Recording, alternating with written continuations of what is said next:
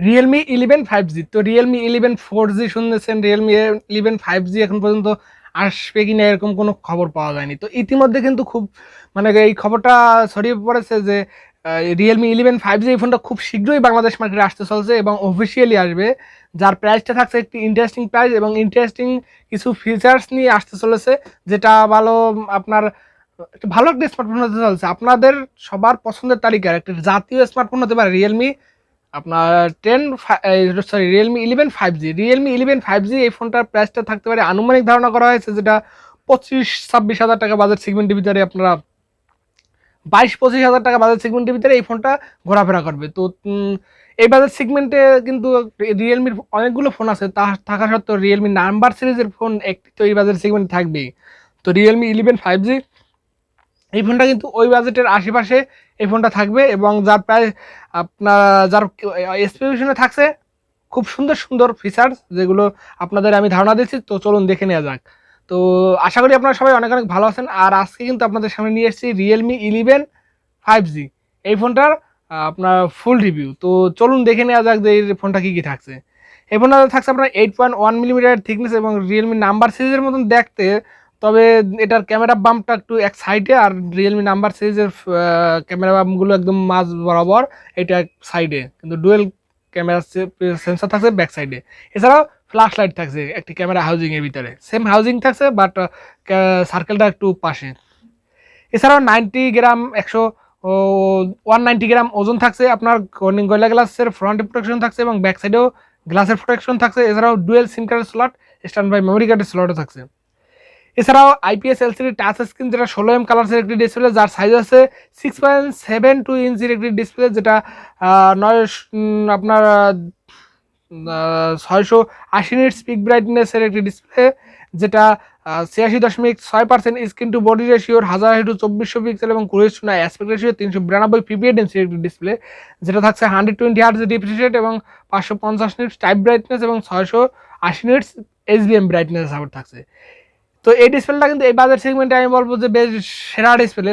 Super AMOLED না হলেও এই ডিসপ্লেটার কিন্তু মান কিন্তু ভালো ডিসপ্লে, 120 হার্জের IPS ডিসপ্লে, যেটা ভালো কিছু থাকছে এবং বেজেললেস, মানে একটা সিমেট্রিক্যাল বেজেলের একটি ডিসপ্লে থাকছে। এছাড়াও আপনার এর পারফরমেন্সে থাকছে আপনার অ্যান্ড্রয়েড 13 এবং রিয়েলমি UI 4.0-তে রান করবে এবং এখানে তো একটু আপনারা ভালো একটা লাইট UI পেয়ে যাবেন। এছাড়াও মিডিয়াটেকের ডায়মন্ডসিটি 6100 প্লাস প্রসেসর থাকছে, যেটা নতুন প্রসেসর, যেটা 6 নানোমিটার আর্কিটেকচারের উপর বিল্ড করা। এই প্রসেসরটা আনুমানিক যদি ধারণা করা হয় 732Gর মতন পারফরমেন্স করবে, এরকম ভালো পারফরমেন্স সেন্ট্রিক একটি প্রসেসর। এছাড়াও আপনার যেটা মালি G57 এবং MC2 এর সাপোর্ট থাকছে, তো যেটা বেশ ভালো মানের একটি প্রসেসর। এখানে পাবজি, ফ্রি ফায়ার, অ্যাসপাল্ট সকল গেমগুলো আপনারা অনায়াসে রান করতে পারবেন, যেটা 60 FPS এর আশেপাশে কোনো কোনো গেম 90 FPS রান করতে পারবেন। তো ভালো গ্রাফিক্স পেয়ে যাচ্ছেন কিন্তু এই ফোনটার ক্ষেত্রে, তো এর প্রসেসরটা কিন্তু খুব ভালো থাকছে। এছাড়াও এর ইন্টারনাল রোম হিসেবে থাকছে 256GB একটাই র্যাম, যেটা 2.2 এর স্টোরেজ টাইপ সাপোর্ট থাকছে। এছাড়া 8GB র্যাম থাকবে। এছাড়াও ভার্চুয়াল র্যামের সাপোর্ট থাকবে 8GB। তো ওভারঅল কিন্তু বেশ ভালো মানের। এছাড়া 100 মেগাপিক্সেলের মেইন সেন্সর এবং 2 মেগাপিক্সেলের ডেপথ সেন্সর, সেই জাতীয় সেন্সরটা কিন্তু এখানে থাকছে। তো 108 মেগাপিক্সেলের ক্যামেরা, যেটা বেশ ভালো মানের ছবি ক্যাপচার করে দেবে এখান থেকে, তবে OIS EIS এর কোনো সাপোর্ট নেই, তো এই দিকটা কিন্তু আপনাদের একটু কম্প্রোমাইজ করতে হবে। এছাড়া 16 মেগাপিক্সেলের সেলফি ক্যামেরা থাকছে, তো যেটাও ভালো মানের এবং 1080 FPS সর্বোচ্চ ভিডিও রেকর্ডিং এর সাপোর্ট থাকছে, এটা একটা ল্যাকিং বিষয় কিন্তু।